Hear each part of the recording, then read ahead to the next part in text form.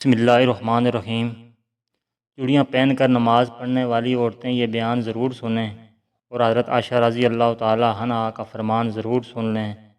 زیبائش اور سنگار عورت کا بنیادی اور فطری حق ہے، جو کہ بعض حالات میں اس پر واجب بھی ہو جاتا ہے۔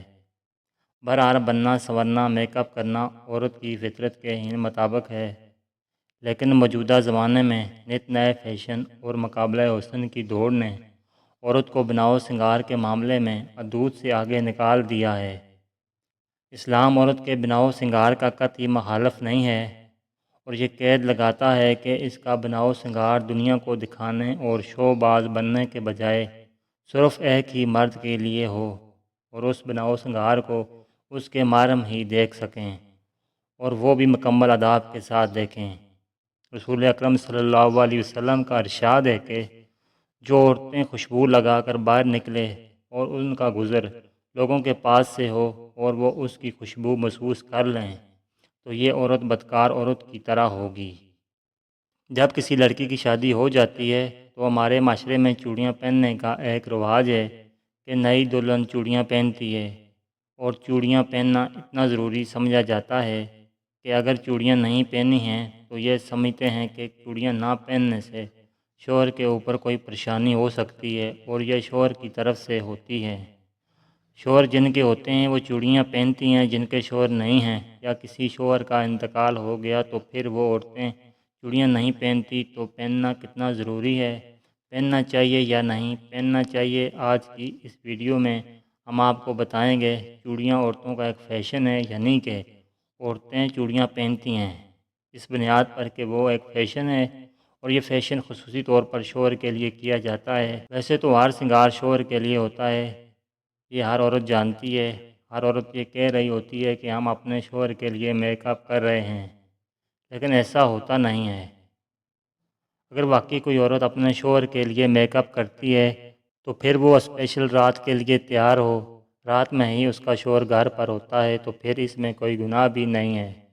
اور جو عورتیں شوہر کے لیے میک اپ کر رہی ہیں تو وہ جائز ہے اور اس میں عورت کو ثواب بھی ملے گا۔ اور اگر کوئی عورت اس نیت سے میک اپ کر رہی ہے کہ ہم گھر سے باہر جا رہی ہیں، لوگ ہمیں دیکھیں گے، تو یہ بہت بڑا گناہ ہے۔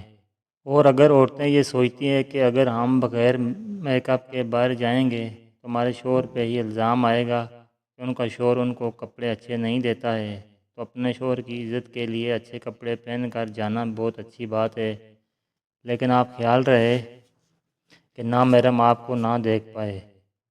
آپ کے جو محرم لوگ ہیں وہ آپ کو دیکھ سکتے ہیں۔ اسی طرح چوڑیاں بھی شوہر کے لیے عورتیں پہنتی ہے جب تک شوہر حیات رہتا ہے۔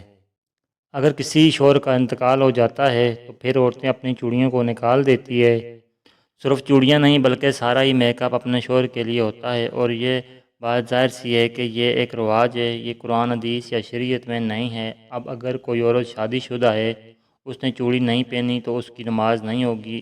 ان چوڑیوں سے نماز کا کوئی تعلق نہیں ہے۔ نماز ایک عبادت ہے اور چوڑیاں پہننا ایک فیشن ہے، تو فیشن اور عبادت کا تعلق کیسے ہو سکتا ہے؟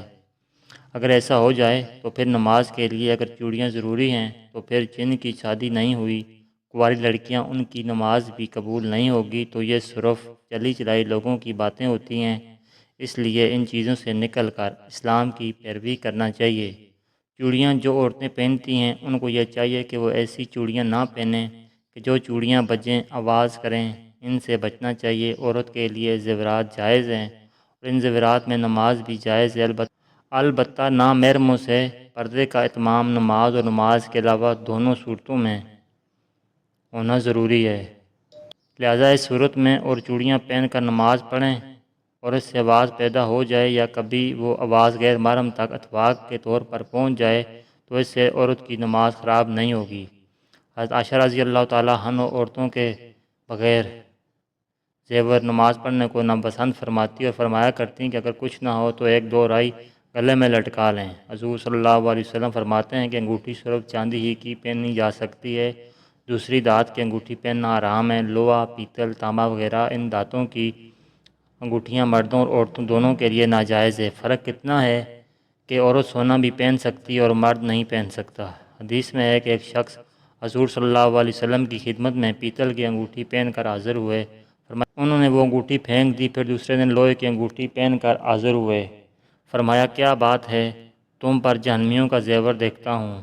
انہوں نے اس کو بھی اتار دیا اور عرض کی یا رسول اللہ صلی اللہ علیہ وسلم کس چیز کی انگوٹھی بناؤں؟ فرمایا کہ چاندی کی۔ حدیث کی روح سے چاندی کی انگوٹھی مردوں کے لیے حلال ہے اور سونے، لوہے اور پیتل کی انگوٹھی ان پر حرام ہے۔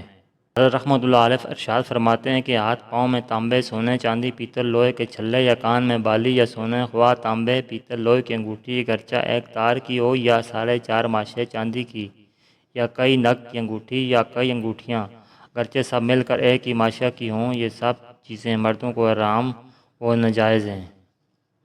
مردانہ طرز کی انگوٹھی عورت کو پہننا جائز نہیں ہے کہ مردوں سے مشابہت ہے۔ مردوں سے مشابہت اختیار کرنے والی عورتوں کے متعلق بخاری شریف میں ہے، رسول اللہ صلی اللہ علیہ وسلم نے عورتوں کے ساتھ مشابہت کرنے والے مردوں اور مردوں کے ساتھ مشابہت اختیار کرنے والی عورتوں پر لعنت فرمائی ہے۔ ہم امید کرتے ہیں کہ آپ کو اس بات کی سمجھ آ گئی ہوگی کہ زیورات میں مردوں اور عورتوں کے لیے کیا جائز ہے اور کیا ناجائز ہے، اس لیے ہر وہ چیز استعمال کریں جو آپ کے لیے بہتر ہے اور جس کی دین اسلام ہمیں اجازت دیتا ہے۔ دعا ہے کہ اللہ پاک ہمیں دین کی سمجھ عطا فرمائے، آمین۔